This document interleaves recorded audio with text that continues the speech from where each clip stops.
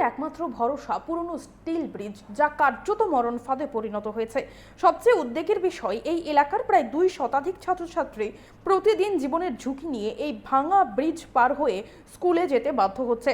পানিসাগর জলাবাজার থেকে বড়বাজার যাওয়ার একমাত্র সংযোগকারী রাস্তা দীর্ঘদিন ধরে বেহাল অবস্থায় পড়ে আছে বলে অভিযোগ।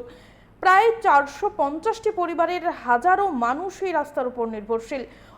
স্থানীয়দের অভিযোগ, বহুবার প্রশাসন ও জনপ্রতিনিধিদের কাছে রাস্তা ও ব্রিজ সংস্কারের আবেদন জানানো হলেও আজ পর্যন্ত কার্যকরী কোনো পদক্ষেপ নেওয়া হয়নি। ফলে বর্ষাকালে সবচেয়ে বেশি দুর্ভোগ পোহাতে হচ্ছে ওই এলাকাবাসীকে, বিশেষত সেই ছাত্রছাত্রীদের যারা এই ব্রিজ পার করে, মরণ ফাঁদে পরিণত ব্রিজ পার করে বিদ্যালয়ে যেতে বাধ্য হচ্ছেন। যে কোনো সময় যে কোনো ধরনের দুর্ঘটনা ঘটে যেতে পারে বলে আশঙ্কা স্থানীয়দের। এখন দেখার, সংবাদ প্রকাশিত হবার পর এই রাস্তা এবং ব্রিজ সংস্কারে কোনো রকম পদক্ষেপ নেওয়া হয় কিনা। আমরা শুনবো ঠিক কি জানাচ্ছেন এলাকাবাসী।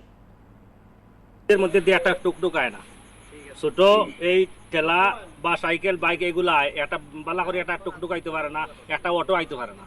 আমরা এই ব্রিজটা আর একটু বড় করিয়া বানাই দিতে হবে, যাতে আমরা ম্যাজিক গাড়ি পর্যন্ত, মালটানার ম্যাজিক গাড়ি পর্যন্ত যাওয়া করতে পারি।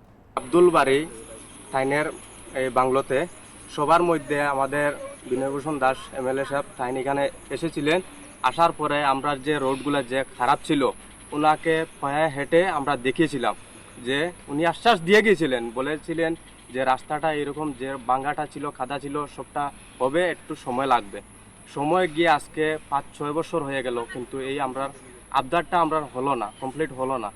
আমরা ওনার কাছে আবার আবেদন রাখছি যে আমাদের এই বর্ষাকালে অতিরিক্ত রাস্তাটা এত বহাবল খারাপ হয়েছে, আমরা নিজে বলতে পারছি না, কিন্তু আপনারা একবার এসে দেখেন আমরা সত্যি বলছি না মিথ্যা বলছি, আমাদের এইদিকে গ্রামের কন্ডিশনটা কীরকম আছে। আমাদের নিজের পকেটের টাকা দিয়া আমরা এই রাস্তাটা কমপ্লিট করে চলাচল করছি। আপনার কাছে আবেদন, আমাদের রাস্তাটা একটু গ্রাম পঞ্চায়েতে বলে আমার কাজটা করিয়ে কমপ্লিট করা।